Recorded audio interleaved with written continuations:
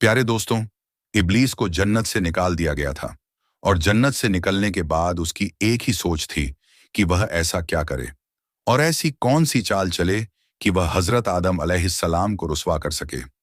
एक दिन उसने देखा कि जन्नत के तमाम दरवाजे बंद हैं, मोर और सांप खड़े हैं। इब्लीस ने उनको देखा तो उसका दिमाग जाग उठा, क्योंकि उसके दिल में हजरत आदम के लिए बड़ा जहर भरा हुआ था। इब्लीस फौरन जन्नत के दरवाजे पर मोर के पास पहुंचा और बड़े ही हमदर्दाना लहजे में कहने लगा, बहुत जल्द तुम्हें भी जन्नत से निकाल दिया जाएगा और आदम को भी जन्नत से निकाल दिया जाएगा। अलबत्ता तुम मुझे जन्नत में ले जाओ तो मैं तुम्हें एक तरकीब बताऊंगा, तो तुम और आदम जन्नत से कभी नहीं निकलोगे। ये मेरा दावा है। मोर ने इब्लीस की बात सुनी तो वह फिक्रमंद हो गया। थोड़ी देर सोचने के बाद कहने लगा कि तुम्हारी बात तो मेरे दिल को लगी है, लेकिन मैं तुम्हें अंदर कैसे लेकर जाऊं?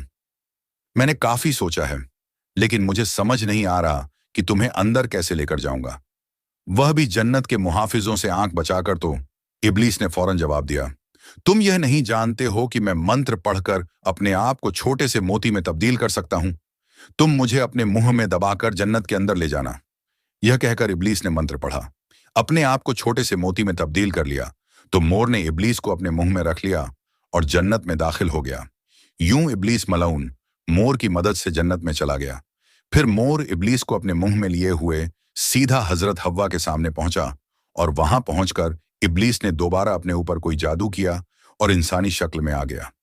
इंसान की शक्ल में आने के बाद इब्लीस ने अपने जाल से अम्मा हव्वा को बरगलाने की कोशिश शुरू कर दी और कहने लगा, अगर तुमने इस दरख्त का फल नहीं खाया तो तुम्हें जन्नत से निकाल दिया जाएगा।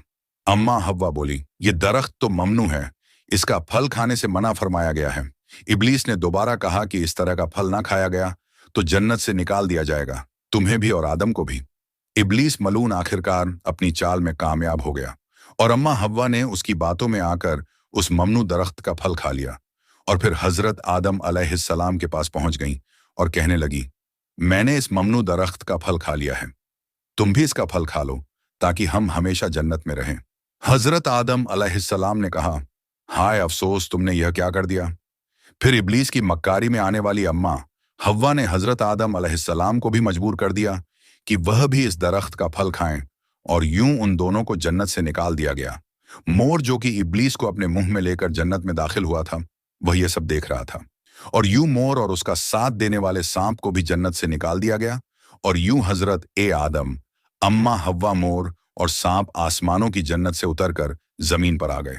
प्यारे दोस्तों, अब सवाल यह है कि जमीन पर हजरत आदम और हव्वा के आने से पहले क्या था, कौन सी मखलूकात थी और जन्नत किसके लिए बनाई गई थी और जमीन और आसमान की तख्लीक कैसे की गई थी। लेकिन दोस्तों, यह सब बताने से पहले हम आपसे गुजारिश करेंगे, अगर अभी तक आपने हमारे YouTube चैनल को सब्सक्राइब नहीं किया है तो अभी सब्सक्राइब कर लें, साथ लगे बेल नोटिफिकेशन को जरूर ऑन कर दें ताकि लेटेस्ट वीडियो अपलोड होने वाले की नोटिफिकेशन आपके पास बर वक्त पहुंचती रहे।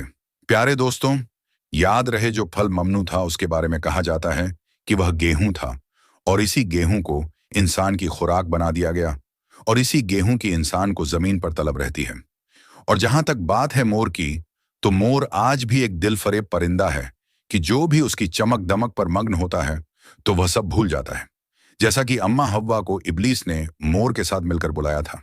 याद रहे कि आदम, हव्वा और मोर और सांप को एक साथ जमीन पर उतारा गया था और उस वक्त यह जमीन बिछी हुई थी। लेकिन सवाल यह है कि जमीन पर पहले क्या था।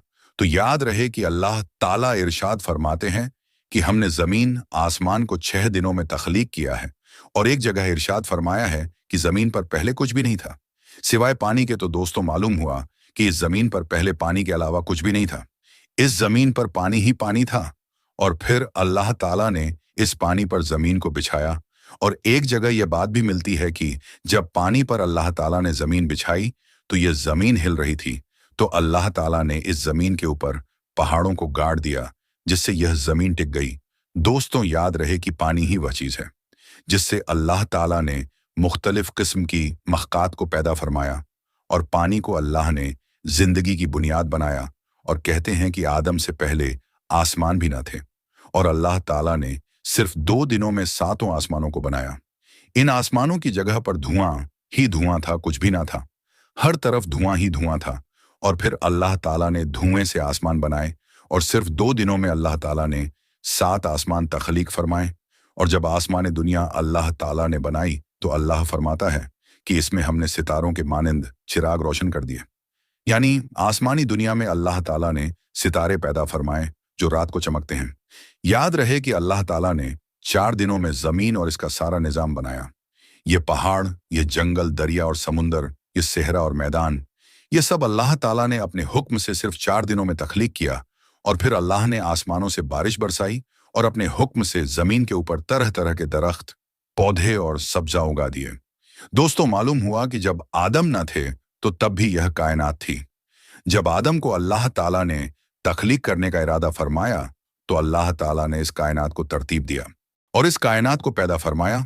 और जब आदम अलैहिस्सलाम को पैदा फरमाया तो अल्लाह ताला ने पहले तो उनको जन्नत में रखा, और फिर इब्लीस मलाउन की मकर की वजह से हजरत आदम को जन्नत से निकालना पड़ा, तो अल्लाह ताला ने उनको इस जमीन के ऊपर भेजा।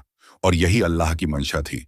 यहाँ आपको ये बताते चले कि रिवायात में ये बात मिलती है कि यमन से कुछ लोग हुजूर अक़दस सल्लल्लाहु अलैहि वसल्लम की खिदमत में दीन सीखने के लिए हाजिर हुए, तो उन्होंने यह सवाल किया कि यह कायनात कैसे पैदा हुई।